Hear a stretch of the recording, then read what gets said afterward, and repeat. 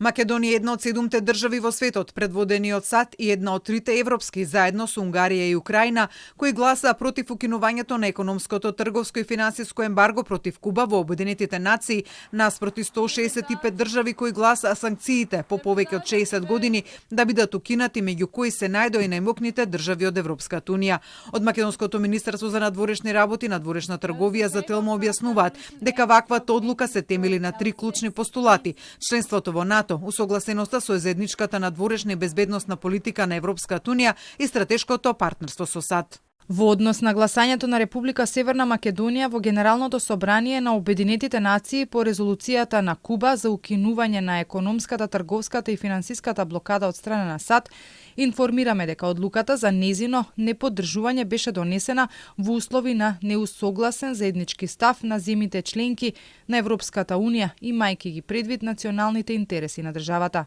Во тој контекст Телма неофицијално дознава дека основата на одлуката е поддршката на позицијата на САД по ова прашање како стратешки партнер на Македонија. Инаку дел од македонските дипломати ваквата одлука на Македонија толкувајќи од една страна низ призмата на стратешкото партнерство со Вашингтон и безбедносен гарант на земјава, а од друга страна како земја која сака да стане дел од Европската унија и состојбата со трговската размена и финансиската помош од Европската унија и САД, сметаат дека гласањето како воздржана би било поприфатливо. Да не забораваме дека и ние, суседните од нашиот источен сосед, сме на некој начин под политички и економски санкции. Подкрепени се со застој во преговорите со Европската унија, што значи помалку приходи готова смисла од Европска унија без враќање. Сметам дека сосема во ред би било Македонија во овој момент да гласала воздржано. Филипов, како аргумент плюс за воздржан глас, ги наведува и последиците од ураганот Мелиса, кој изминатите денови ги погоди карипските држави, вклучително и Куба. Сепак, според него, пресудно за тоа како ќе се даде глас во меѓународните организации е внатрешното позиционирање, односно околностите и интересите кои ги следи секој од државите во носењето на одлука.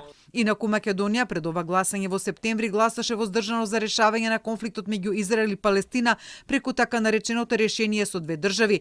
Во јуни беше воздржана за итен прекин на огнот во Газа, а во февруари беше воздржана по резолуцијата на Европската унија и Украина за осуда на агресијата од Русија. За тоа дали е очигледно дека со ваквите своји одлуки Македонија следи политиката на САД наспроти политиката на членките на Европската унија, Филипов е на став дека работите не треба да се гледаат така црно-бело. Кога гледате овие примери, може таков заклучок да донесете, меѓутоа постојат уште безброј други решенија на други полиња, кај што се гледа дека ние сепак припаѓаме на земјите од Европа. Имате таму 15-16 специјални агенции во Обединетите нации, се гласа по разни основи, од интелектуална собственост до Светска трговска организација, меѓународни фондови и така натаму, каде што сепак следиме, односно имаме слични политики како што има и Европска унија.